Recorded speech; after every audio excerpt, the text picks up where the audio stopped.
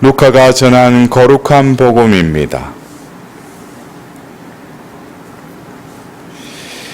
그때 바리사이 가운데 어떤 이가 자기와 함께 음식을 먹자고 예수님을 초청하였다. 그리하여 예수님께서는 그 바리사이의 집에 들어가시어 식탁에 앉으셨다. 그 고을에 죄인인 여자가 하나 있었는데 예수님께서 바리사이의 집에서 음식을 잡수시고 계시다는 것을 알고 왔다.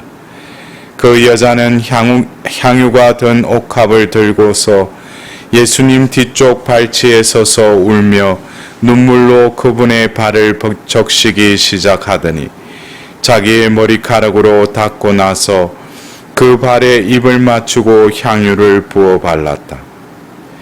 예수님을 초대한 바리사이가 그것을 보고 저 사람이 예언자라면 자기에게 손을 대는 여자가 누구이며 어떤 사람인지 곧 죄인인 줄 알 터인데 하고 속으로 말하였다. 그때 예수님께서 말씀하셨다. 시몬아, 너에게 할 말이 있다. 시몬이 스승님 말씀하십시오 하였다. 어떤 채권자에게 채무자가 둘 있었다. 한 사람은 500데나리온을 빚지고 다른 사람은 50데나리온을 빚졌다. 둘 다 갚을 길이 없으므로 채권자는 그들에게 빚을 탕감해 주었다. 그러면 그들 가운데 누가 그 채권자를 더 사랑하겠느냐? 시몬이 더 많이 탕감받은 사람이라고 생각합니다 하고 대답하자 예수님께서 옳게 판단하였다 하고 말씀하셨다. 그리고 그 여자를 돌아보시며 시몬에게 이르셨다. 이 여자를 보아라. 내가 내 집에 들어왔을 때 너는 나에게 발 씻을 물도 주지 않았다. 그러나 이 여자는 눈물로 내 발을 적시고 자기의 머리카락으로 닦아 주었다. 너는 나에게 입을 맞추지 않았지만 이 여자는 내가 들어왔을 때부터 줄곧 내 발에 입을 맞추었다. 너는 내 머리에 기름을 부어 발라주지 않았다. 그러나 이 여자는 내 발에 향유를 부어 발라주었다. 그러므로 내가 너에게 말한다. 이 여자는 그 많은 죄를 용서받았다. 그래서 큰 사랑을 드러낸 것이다. 그러나 적게 용서받은 사람은 적게 사랑한다. 그러고 나서 예수님께서는 그 여자에게 말씀하셨다. 너는 죄를 용서받았다.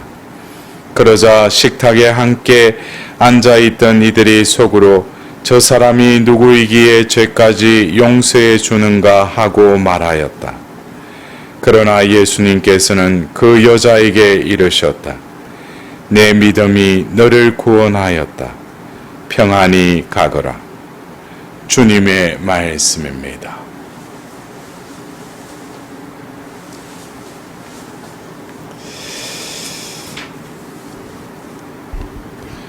우리는 오늘 복음 말씀의 그 배경이 바리사이라는 그 시몬이 예수님을 또 초청해서 그 음식을 잡수시고 계시다는 그 소문을 들은 한 여인이 향유가 든 옥합을 가지고 예수님의 그 발을 씻기시는데 여기서도 보면은 그냥 향유를 예수님 발에 이렇게 발라드린 게 아니라 그 과정이 있죠. 먼저 예수님 뒤쪽 발치에 서서 울었다고 그랬어요.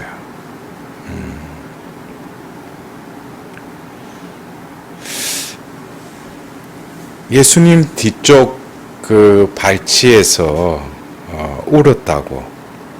그러니까 이 여인은 예수님을 그 전에 뭐 군중 속의 한 사람으로서 예수님을 만나 뵌 적이 있는 사람이었을 겁니다. 그분이 하신 말씀이나 또 병자를 치유해 주시는 그 모습을 통해서 이 여자도 어떤 하나님의 그 은총을 체험한 것이죠. 그래서 시몬의 집에 있다는 그 소식을 듣고 바로 그 발걸음을 옮기는데 이미 준비한 그 향유, 옥합을 들고 예수님께 나갑니다. 근데 예수님께 가까이 다가가면 갈수록 그 여인은 그분으로부터 흘러나오는 그 은총을 느끼기 시작하는 것이죠. 그래서 이 울음은 그냥 뭐 한탄스러워서 우는 울음이 아니에요. 예수님 그 존재로부터 하나님의 자비의 빛이 비춰지기 때문에 그 자비로 감화되어서 그 여인은 눈물을 흘리는 것입니다. 더불어서 눈물로 그분의 발을 적시기 시작했다고 그랬어요. 그리고 자기의 머리카락으로 닦았다고 그랬어요. 눈물을 얼마나 많이 흘렸으면 그분의 발을 적셨다는 거예요. 어떻게 보면 눈물은 은총입니다.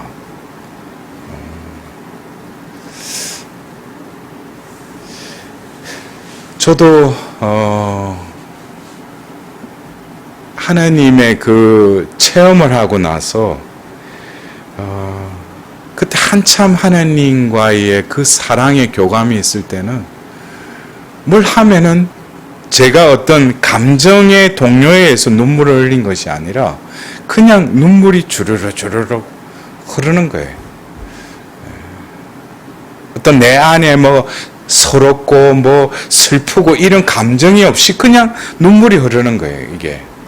그것은 은총의 발로죠. 근데 그 눈물이 얼마나 흘렀으면 예수님의 발을 적셨다고 그랬어요. 거기에 반해서 그때를 해고하자면 저 자신도 어떤 때는 눈물을 좀 흘리고 싶은데도 요즘에는 눈물이 흐르지가 않아요.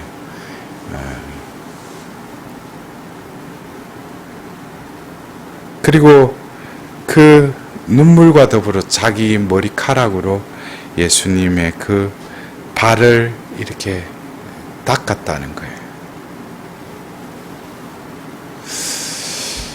어떻게 보면은 이 여인의 예수님께 다가와서 그 눈물 흘린 그 사연은 무엇인지 모르지만 그 여인은 분명히 예수님으로부터 오는 그 은총을 체험했다는 거예요. 그리고 그 값비싼 향유를 바르기 전에 그 발에 입을 맞추었다. 이것은 어떻게 보면은 그분에 대한 사랑이죠. 그냥 예수님 사랑합니다 라는 것이 아니라 자기에게 베풀어 주신 그 은총, 그것이 너무나도 컸다는 거예요. 그래서 그분 앞에 내가 할 수 있는 것은 무릎을 꿇고 그 예수님의 발에 입을 맞추는, 그리고 자신이 준비한 그 향유를 부어서 발라드렸다는 거예요. 여러분들 예수님께로 나아가는 그 여인을 볼 때 그 눈물을 흘리고 또 머리카락으로 그 예수님 발을 닦고 입을 맞추는 이 과정을 보면은 이것은 하나님의 그 자비를 입었고 또 그 자비로 인해서 내 영혼에 그 죄로 물던 그 죄가 사함받고 그 깨끗해져서 결국 나라는 존재가 회복되면서 원래 하나님의 그 사랑의 존재가 그 사랑 자체이신 그분께로 향하게 되면서 결국 예수님의 그 존재와 이렇게 일치를 이루는, 그래서 예수님께서는 그 빚진 또 자와 또 탕감에 대해서 오늘 비유의 말씀을 이렇게 말씀을 하시는데, 우리가 그래요. 신앙생활을 하면서 뭐 하나님의 자비, 하나님의 사랑, 얼마나 많이 우리가 생각도 하고 기도도 하고 우리가 하나님께 하나님의 존재가 바로 하나님의 자비하신 분이시다. 하나님의 사랑 그 자체이시다. 그러나 어떤 때는 내가 자비를 입었는지 하나님을 사랑하는지 뭐가 뭔지도 모르고 그냥 입으로만 하나님은 사랑이시다. 하나님은 자비하시다. 분명히 그 하나님께서 드러내신 속성은 우리가 또 다른 단어로 쓰듯이 분명히 하나님께서 사랑이시다. 하나님은 자비하시다. 여러분들 어떻게 구분을 하십니까? 제가 지난 2016년 자비의 그 희년 때 참 진짜 하나님께서 저에게 왜 자비를 전하라고 하셨는지, 그래서 심지어는 제가 그때 매주 일요일 날 가서 미사를 드리는 본당에 가면은 저만 보면 어떤 할머니가 미사 끝나고 나서 자비의 신부님 그래서 저는 그 말 들을 때 내가 자비로운 사람도 아닌데 저만 보면 자비. 왜냐하면 그 평화방송 또 그 방송도 나가고 곳곳에 가서 제가 국내외로 나가면서 제가 하나님 자비에 대해서 또 전하도록 하나님 저를 쓰셨기 때문에 또 많은 이들이 저의 이름을 떠올리면은 하나님의 자비를 전하는 신부다라고 또 이렇게 매치가 되는가 봐요. 근데 제가 하나님의 자비를 전하면서 하나님 자비를 내가 왜 전하는가? 그것은 분명히 내가 그냥 성경에 나오는 어떤 교리적인 또 20세기의 그 한 수절을 통해서 그 드러내신 하나님의 자비, 그것을 내가 전하는 게 아니죠. 내 존재가 하나님 자비를 입었다는 것을 내가 깨닫지 못한 거예요. 왜 하나님이 나에게 자비를 전하라는 거야? 제가 처음에 그 평화방송에서 그 방송 섭외를 받았을 때 제가 속으로 그랬어요. 하나님, 한국에 몇천 명 그 신부들이 많은데 왜 하필이면 이 자비의 특별 희년에 왜 저를 또 자비에 대해서 이렇게 전하라고 이렇게 저를 또 쓰십니까? 다른 분들 자비에 대한 신학 박사든지 다른 분들 하지 왜 저를 이렇게 또 쓰시려고 하십니까? 그러면서 처음에는 제가 그 섭외에 금방 이렇게 말을 못 드렸어요. 왜냐하면 그 몇 개월 동안 그 하나님의 자비, 또 그 해의 자비의 특별 희년이라고 해서 전 세계로 그 교회가 그 자비에 대해서, 그런데 제가 뭘 안다고. 근데 제가 그 부탁을 받고 며칠 동안 제가 생각해 보겠다고 그러면서 기도 중에 문득 제가 그 생각이 떠올랐어요. 나처럼 자비를 입은 사람이 있으면 나와보라는 거예요. 저는 하나님의 자비가 없었다면은 지금 제가 없는 거죠. 그것은 또 다른 말로 하면 나는 하나님 앞에서 너무나 큰 죄인이었다는 거예요. 죄인이었다고 해가 어떤 이 오늘 그 예수님을 초청했던 그 시몬의 그 죄의 개념이 아니죠. 어떤 범법을 하고 어떤 율법을 어겨서 그 죄를 지은 그 죄인이 아니죠. 나의 존재를 하나님이 나를 그냥 거저 당신의 자비를 베풀어 주신 거예요. 그래서 내가 죄인임을 깨닫게 된 거예요. 그래서 제가 병실에서 그 꿈에 나타났던 그 여인이 들고 있던 뭔지 굴리는 거고 줄 같은 거 이렇게 뒤에 보니까 그게 묵주더라고요.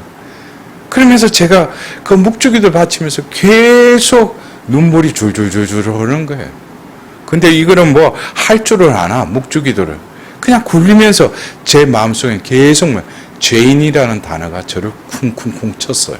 그러면서 눈물이 계속 흐르는 거예요.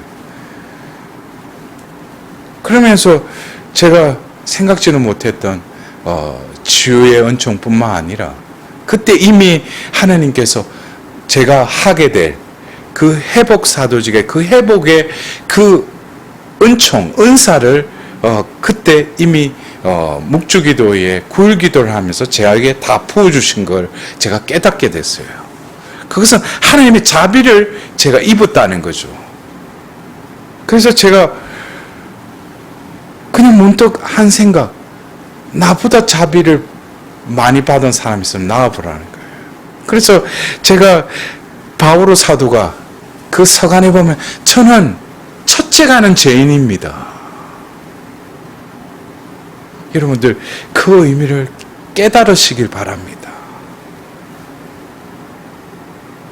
하느님 앞에 서면 설수록 내가 죄인임을 고백할 수 있는 자가 진정으로 행복한 자입니다. 무냉랭하게 성전에 들어가서 미사 참여하면서도 개의식 때 가슴을 치면서도 내가 죄인임을 깨닫지 못한다면 이미 나도 뭐예요? 무뎌졌다는 거예요.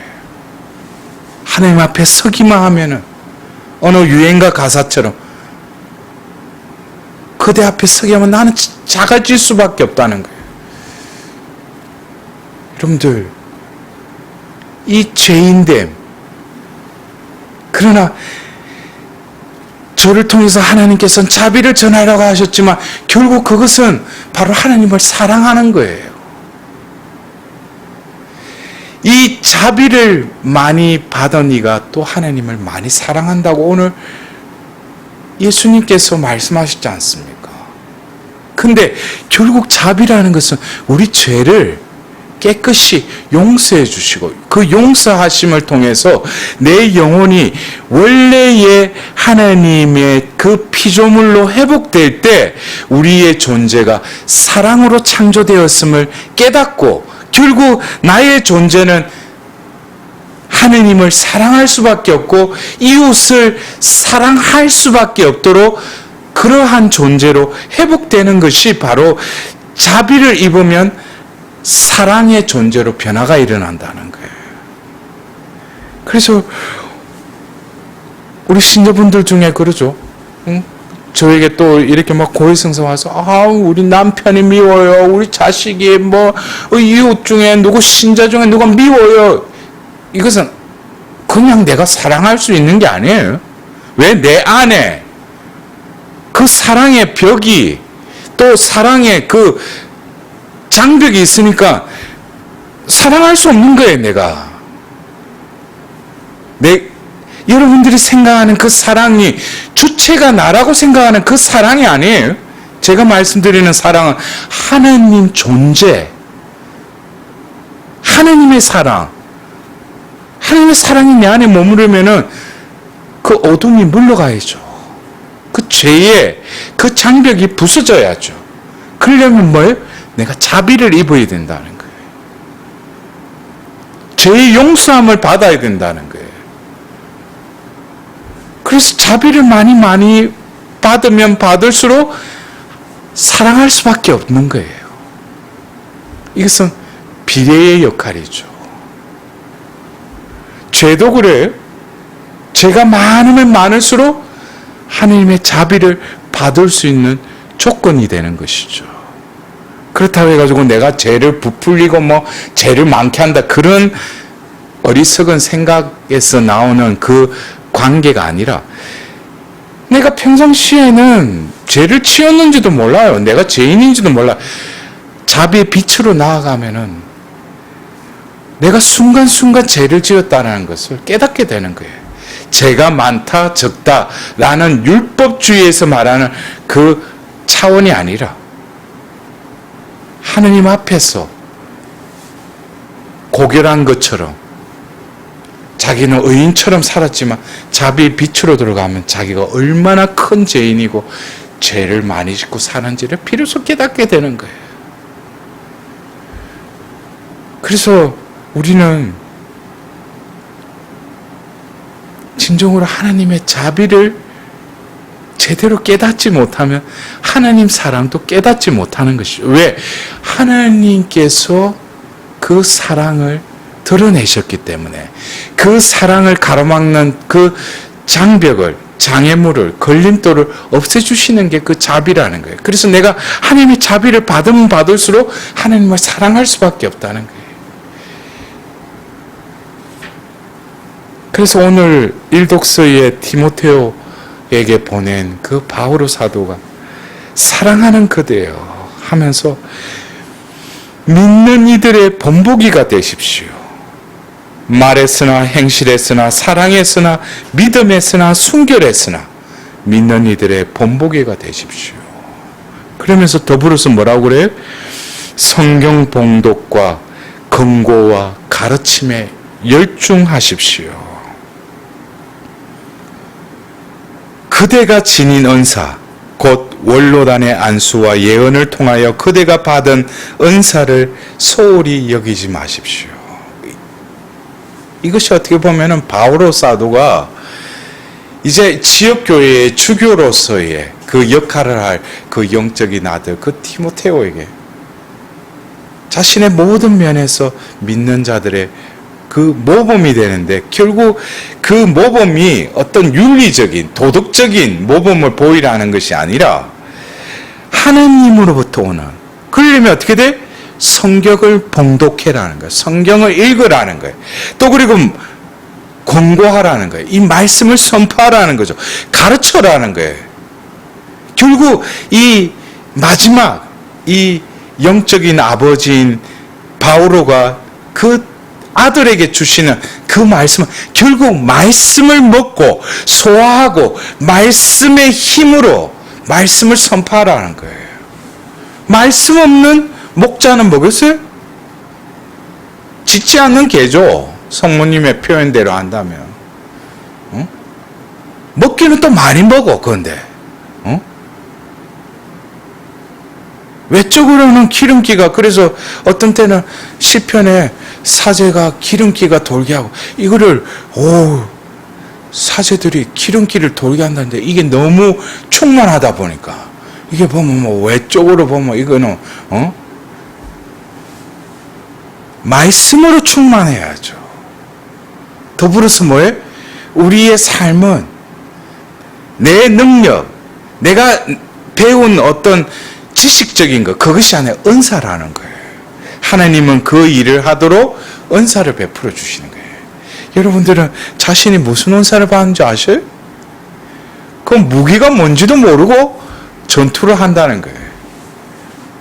그래서 오늘 우리가 기리는 고르넬리오 치프리아노 그 교황 주교도 결국에는 그 자리에 자기가 오른 거죠. 하나님께서 그 자리에 올려놓으셨죠. 그리고 그 초대교회에 그 많은 이단과 그 박해 속에서 그 교회의 정통성을 지키는, 그래서 우리가 보통 성인들의 그 기념일 때 그 입당성을 보면 그에게 지식과 지혜의 영을 충만히 베푸셨다. 우리에게 그 은사를 주신 거예요. 나는 왜 이렇게 아무것도 가진 게 없지? 그러면 그 사람 부르심 안 받은 거야. 자기가 부르심을 받았다면 분명히 그 일을 수행할 그 능력은 성령으로부터 오는 은사를 주셨다는 거예요. 근데 그거를 깨닫지 못하니까 은사적으로 살지 못한다는 거예요. 그러니까 내가 하려고 하는 거예요. 내가 어떻게 하면 나는 이거 못하는데 부족한데, 부족하지. 그러나 뭐예요? 쓰시겠다는 거예요. 그래서 자신에게 주신 그 부르심에 합당한 것은 하나님이 그냥 부르신 게 아니죠. 거기에 대한 그 일을 수행하고 사도직을 할 그 능력도 주셨다는 거예요. 그거를 우리가 깨닫지 못하면 은사라는 것이 그냥 뭐 눈에 드러나는 그런 은사만, 내가 예수님을 주님으로 모시고 나서 내 삶에 어떤 변화가 있었던가. 그래서 결국 뭡니까? 하나님의 능력으로 살아라는 거예요. 하나님의 능력도 어떻게 돼? 결국 하나님의 자비를 잊고 하나님의 사랑이 내 안에서 재촉할 때 그의 존재는 사도로서 하나님은 그를 살아있는 동안에 당신의 영광을 위하여 아낌없이 쓰실 겁니다. 여러분들도 하나님의 도구로서 하나님의 사도로서 아낌없이 하나님의 영광을 찬미하며 드러내는 자로 살고 싶지 않으셔요? 그냥 나라는 그 울타리에 감옥에 갇혀서 그렇게 사실 겁니까? 여러분들 오늘 하루도 이 여자와 같이 하나님의 자비를 잊고 하나님을 사랑하고 이웃을 사랑하는 오늘 하루가 될 수 있도록 다시금 하나님께 자비를 구하도록